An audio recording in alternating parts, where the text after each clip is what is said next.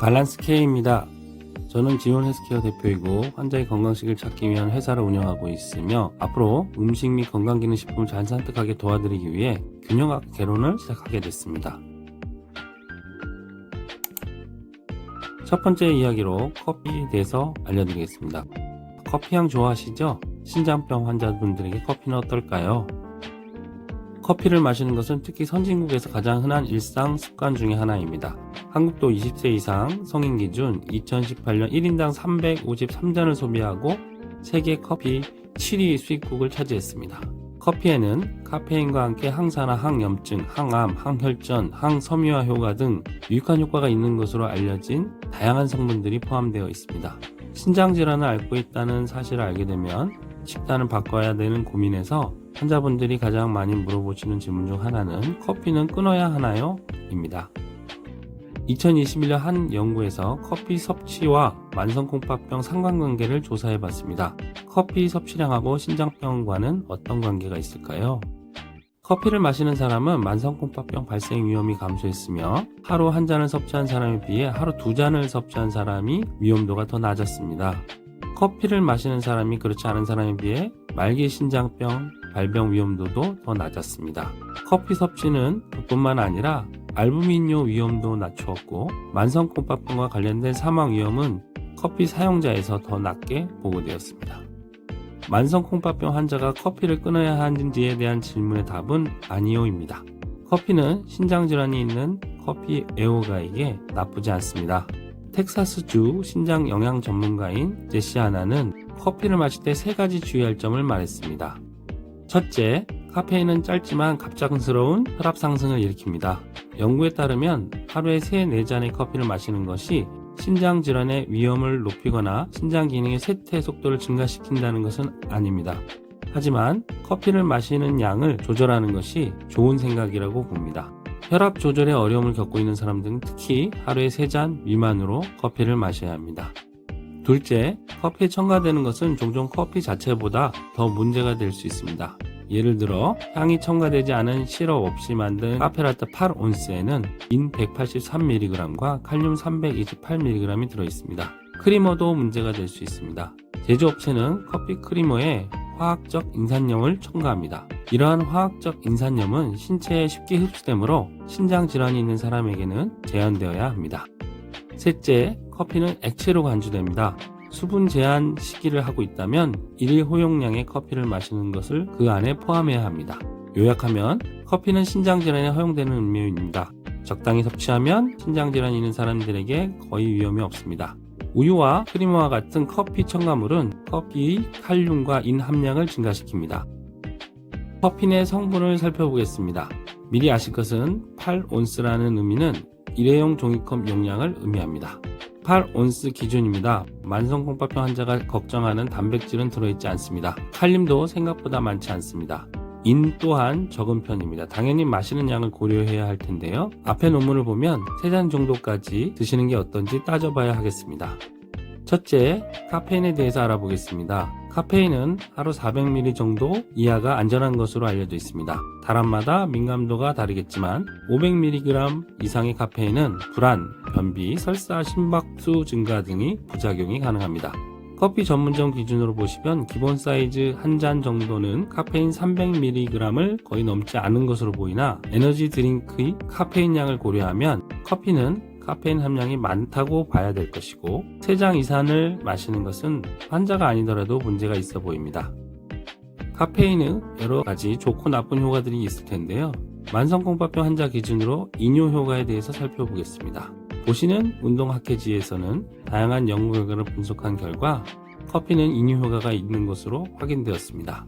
커피는 몸에 무리를 주지 않을 정도의 이뇨 효과가 있긴 하지만 만성콩팥병 환자에서 탈수가 신장 기능에 가장 부정적인 영향을 주기 때문에 이를 무시할 수는 없을 것입니다. 이 논문에서는 해결책도 제시했는데요. 이런 이뇨 효과는 운동을 통해서 상쇄된다는 것입니다. 두 번째, 칼륨에 관한 것인데요. 8온스의 블랙커피 한 잔에는 116mg의 칼륨이 들어있습니다. 이것은 칼륨이 높지 않은 식품으로 간주됩니다. 그러나 많은 사람들은 매일 한 잔 이상의 커피를 마십니다. 보시는 것은 한국인이 주로 칼륨을 섭취하는 음식들입니다. 함량하고 관계없이 먹는 양이 중요하다고 볼 수 있겠습니다. 칼륨이 많은 과일로 유명한 바나나는 한 개가 120g 정도이니 3개 정도면 400mg 정도의 칼륨을 섭취하게 됩니다. 즉 커피 3잔 정도이면 칼륨으로 봐도 적은 양은 아닌 것으로 봐야 될 텐데요. 하루에 3-4잔의 커피는 칼륨 함량이 높은 것으로 간주해야 되며 칼륨 수치를 높일 수 있습니다. 또한 크리머나 우유를 추가하면 커피의 칼륨 함량을 더 높일 수 있으므로 블랙커피 하루 3잔 이하로 드시는 것이 좋겠습니다. 이는 어떨까요? 다음 표는 2011년 국민건강영양조사 표입니다. 한국인이 주로 인을 섭취하는 음식 순위표인데요. 기여도는 높지 않지만 커피는 한국인이 인을 섭취하는 식품명 11위를 차지하고 있습니다. 커피에는 인이 7mg 정도로 적게 포함되어 있는데 생각보다 커피를 통하여 인 섭취를 많이 하는 것으로 나와 있습니다.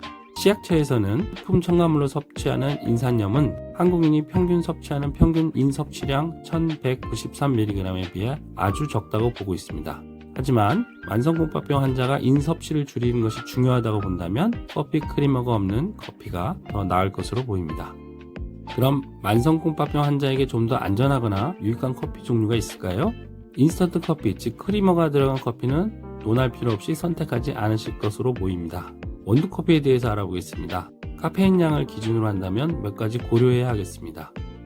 커피 카페인 함량에 영향을 미치는 요인은 첫째, 사용된 커피콩의 종류는 완제품에 포함된 카페인 양에 큰 영향을 미칠 수 있습니다. 로부스타 콩은 아라비카 콩보다 카페인 양이 높은 경향이 있으나 이는 로스팅 수준에 따라서 달라질 수 있다고 합니다. 둘째, 로스트 수준은 커피 한 잔에 존재하는 카페인 양에도 영향을 미칠 수 있습니다. 가볍게 로스트한 원두는 일반적으로 로스팅 과정에서 발생하는 화학적인 변화로 인해서 더 진한 로스트한 품종보다 카페인을 더 많이 포함하게 됩니다. 하지만 그 차이가 크지 않으므로 완제품에서는 눈에 띄는 차이를 느낄 수 없을 수도 있습니다. 셋째, 다양한 제조 방법도 커피 한 잔의 카페인 양에 영향을 미칠 수 있습니다. 프렌치프레스, 푸어오버, 에스프레소 추출물은 일반적으로 다른 제조 기술보다 카페인 함량이 더 많은데 이러한 과정에서 콩의 가용성, 고용물이 더 많이 추출되기 때문입니다. 넷째, 커피 한 잔의 제공 크기도 카페인 양에 영향을 주게 됩니다. 일반적으로 더 큰 컵을 사용한 경우 발생하는 축과 찌꺼기가 더 많기 때문에 작은 컵보다 비례적으로 더 많은 양의 카페인을 포함합니다. 하지만 특정 브랜드나 로스트에 따라 항상 그런 것은 아니라는 점에 유의해야 합니다. 커피 포함 인기 있는 음료의 카페인 함량의 예를 보여드립니다. 카페인 기준으로 선택한다면 프랜차이즈 카페에서 100에서 300mg까지 카페인이 들어있는 커피들을 판매하고 있고요. 에너지 드링크보다는 커피에 카페인 양이 더 많이 들어있습니다. 8온스 디카페인 커피 한 잔에도 여전히 10에서 15mg의 카페인이 들어있습니다.